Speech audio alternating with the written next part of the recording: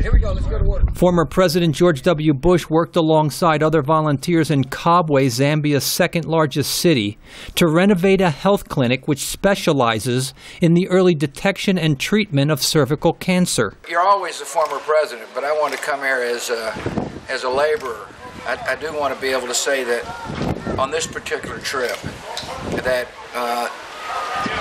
myself and friends have left behind a clinic in the hopes to inspire others to come and refurbish clinics as well. Mr. Bush is helping lead the fight against cervical cancer in his post-presidential years and has so far helped raise more than $85 million.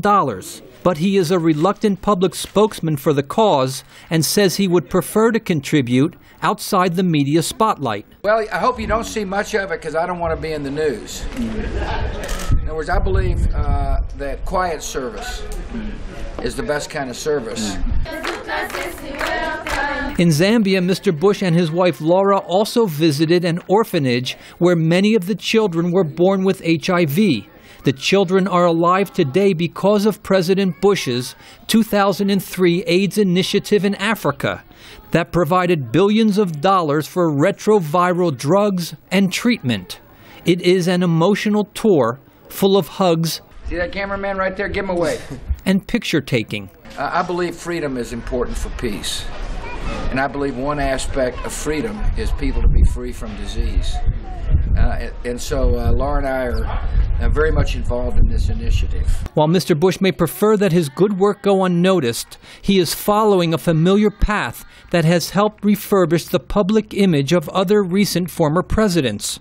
Former President Bill Clinton left office under a cloud for his affair with the White House intern, but his involvement in good causes, like joining former President George Herbert Walker Bush to raise money for Asian tsunami relief in 2005, helped rehabilitate his public image. Alan Lichtman, a history professor at American University, notes former President Jimmy Carter was kicked out of office after one term, losing the 1980 election in a landslide.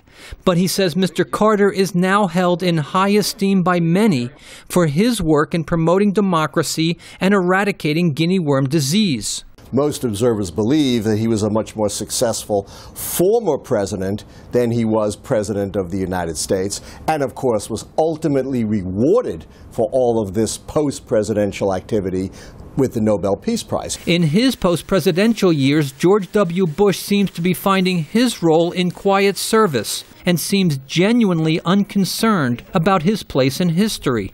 Brian Padden, VOA News, Lusaka. He's busy with his story. Yeah.